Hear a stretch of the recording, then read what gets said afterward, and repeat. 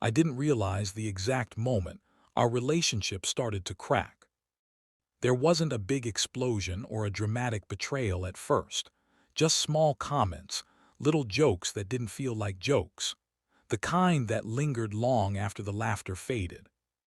Ethan and I had been together for 3 years, long enough to build routines, long enough for friends and family to assume a wedding was coming soon.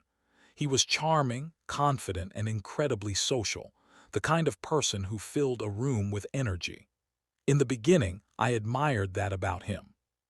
But confidence has a thin line, and sometimes, without noticing, it turns into arrogance. It happened at a dinner party with his friends. We were sitting around a table cluttered with half-finished drinks and loud laughter. Someone joked about relationships being too much work, and Ethan leaned back in his chair, grinning. "If she messes up," he said, nodding toward me, "I've got backups." Everyone laughed. I forced a smile, telling myself it was just humor, but something inside me felt small. After that night, comments like that became more frequent. "You're lucky I'm patient. Most people would have replaced you already. You know I could find someone else in a day, right?" Each time he said it, he laughed. And each time I tried to laugh too, because I didn't want to be the sensitive one. But words pile up. One evening, about a month later, we were at another gathering. Music played softly, people talked over each other, and Ethan was in one of his loud, confident moods. Someone teased him about settling down soon, and he shrugged dramatically. "I'm not worried," he said with a chuckle. "If she ever messes things up, I've got a backup fiancé waiting." Everyone laughed again. My chest tightened. I looked at him, searching for a hint that he realized how hurtful it sounded. But he just raised his drink, proud of the reaction. I didn't argue, I didn't cry, I didn't make a scene. Instead, I took a slow breath and said calmly, "That's okay. I don't compete for a spot in anyone's life.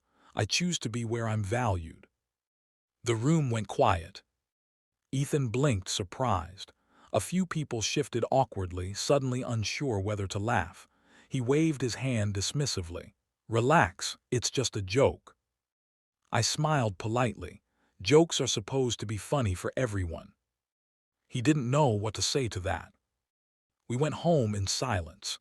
He was annoyed that I'd embarrassed him, and I was exhausted from pretending his words didn't matter. That night, lying awake, I realized something I'd been avoiding for months. I wasn't happy anymore. The next morning, I made coffee and sat at the kitchen table alone. I thought about how relationships are supposed to feel: safe, supportive, respectful. And I asked myself a simple question: would I ever say something like that to someone I loved? The answer was obvious. Over the next week, I started noticing everything more clearly. How he interrupted me mid-sentence. How he made decisions without asking my opinion. How every disagreement turned into a competition he had to win. And how often he reminded me that I was replaceable. One night he came home in a great mood and told me he'd been talking to a coworker who really admired his confidence. He said it casually, like it was a compliment to himself. I felt a quiet calm settle over me, not anger, not jealousy, just clarity. I realized I didn't want to spend my life trying to prove my worth to someone who treated love like a contest. A few days later, I asked him to sit down with me. We were at the same kitchen table where we'd shared countless meals and lazy Sunday mornings. "I need to talk," I said gently. He looked slightly annoyed, but sat across from me. "I don't feel respected in this relationship," I began. "Your jokes about replacing me, about having backups, they hurt, and when I tell you, you brush it off." He sighed dramatically. "You're overthinking, it's just my humor." "I'm not asking you to change your personality," I replied calmly. "I'm telling you how it makes me feel." He rolled his eyes. "So what, you want me to walk on eggshells?" That was the moment I knew nothing I said would reach him. "I want to feel valued," I said quietly, "and right now I don't." He crossed his arms. If you're so unhappy, maybe you should leave." The words hung in the air. I nodded slowly. "Okay."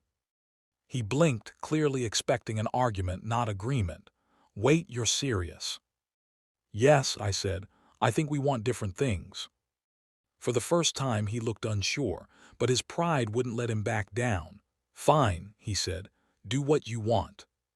So I did. I packed my belongings over the next few days. Each box felt lighter than the last, not because leaving was easy, but because clarity brings a strange kind of peace. Friends helped me move into a small apartment across town. It wasn't big or fancy, but it was mine. The first few weeks were quiet. I missed the familiar routines, the shared jokes, the comfort of having someone around. But I also felt something I hadn't felt in a long time: relief. I started rediscovering parts of myself I'd ignored. I read more.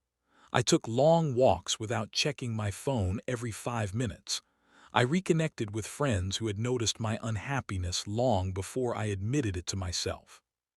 Then one afternoon, my phone buzzed with a message from Ethan. "I miss you, can we talk?" I hesitated before replying. Eventually, I agreed to meet at a cafe. When he walked in, he looked different, less confident, more uncertain. He sat across from me and didn't know where to start.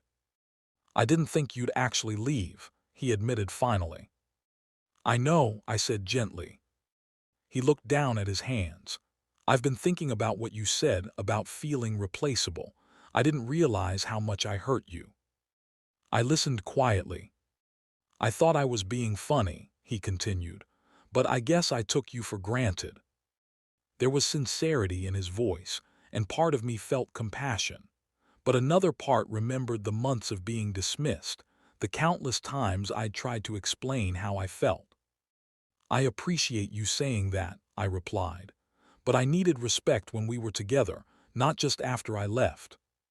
He nodded slowly, understanding. "I don't hate you," I added. "I just chose myself."